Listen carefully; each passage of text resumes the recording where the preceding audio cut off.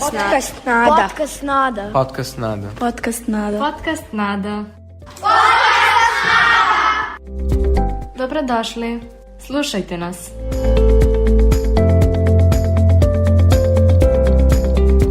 Dobar dan slušacima. Danas ćete čuti nešto o Erasmus projektu u kojem učestvuje naša škola Nada Popović.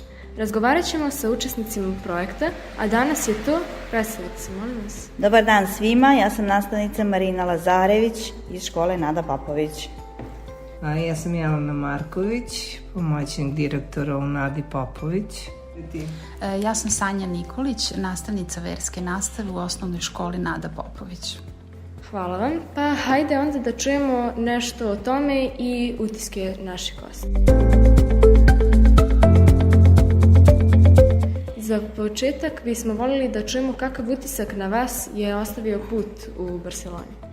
Pa ja sam oduševljena Barcelonom kao jednim velikim i vrlo uređenim gradom, sa prelepim građevinama, ulicama, sa prelepom klimom i utisci su fenomenalni.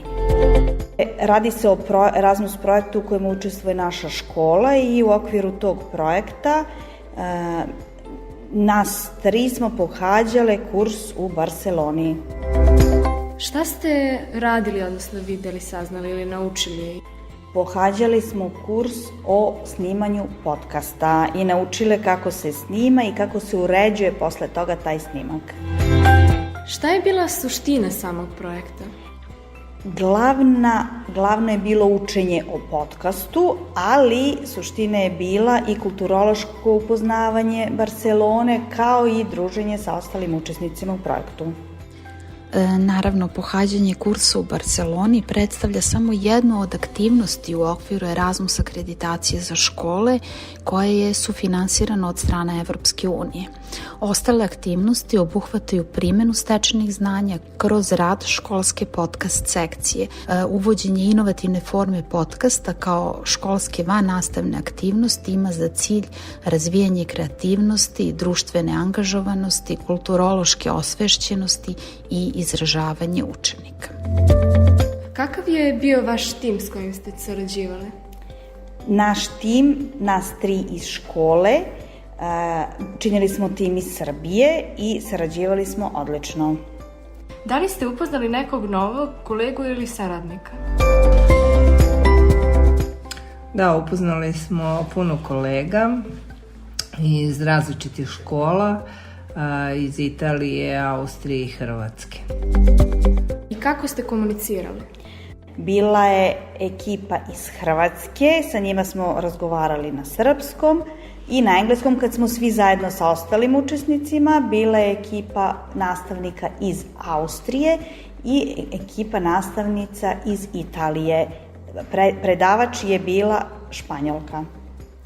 Da li je materijal koji ste trebali da savladate bio težak? Nije bio težak, s obzirom da smo i ranije imali iskustva u korišćenju aplikacija za snimanje zvuka, tako da nije to bilo nešto skroz novo za nas, ali smo dobili puno dobrih ideja, dobrih instrukcija kako da napravimo podcast, kako da radimo sa učenicima, kako možemo da napravimo podcast sekciju u svojoj školi. Razmenili smo iskustvo sa nastavnicima iz Hrvatske koje su u prethodnom periodu imale baš dosta iskustva konkretno u korišćenju programa koji smo mi učili tokom kursa. Da li naučeno možete primeniti u radu sa đacima? Da, to je bio i glavni cilj, da naučimo nešto i da posle to naučimo i naše učenike. Naučeno možemo primeniti u radu sa đacima. Sam podcast je vrlo koristan alat za potrebu u nastavi. I već imamo neke ideje kako ćemo to sprovesti. To su neke novi pristupi učenju, nove metode. Generalno, generaciji 21. veka je veoma poznata metoda podcasta, tako da možemo nastavu da im približimo na jedan vrlo zanimljiv način gde bi se oni aktivno uključili. Šta kažete o hrani u Barceloni? O hrani?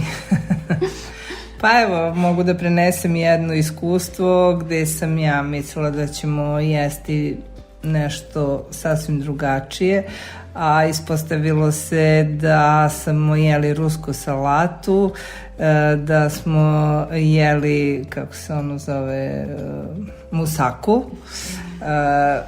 i u suštini oni koliko sam ja mogla da zaključim ne jedu puno. Ono što je nama recimo salata, to je njima eto ispostavilo se glavno jelo i u suštini Španci vodi računa šta jedu.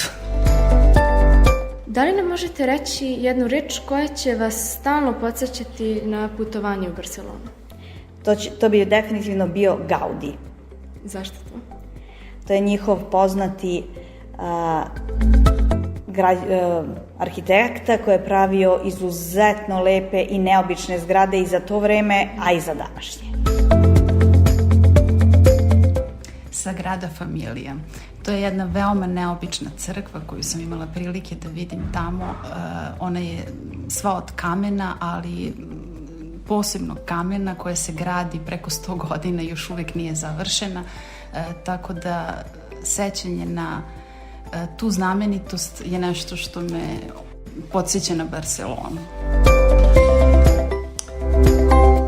Kolumbo, osvajanje Amerike.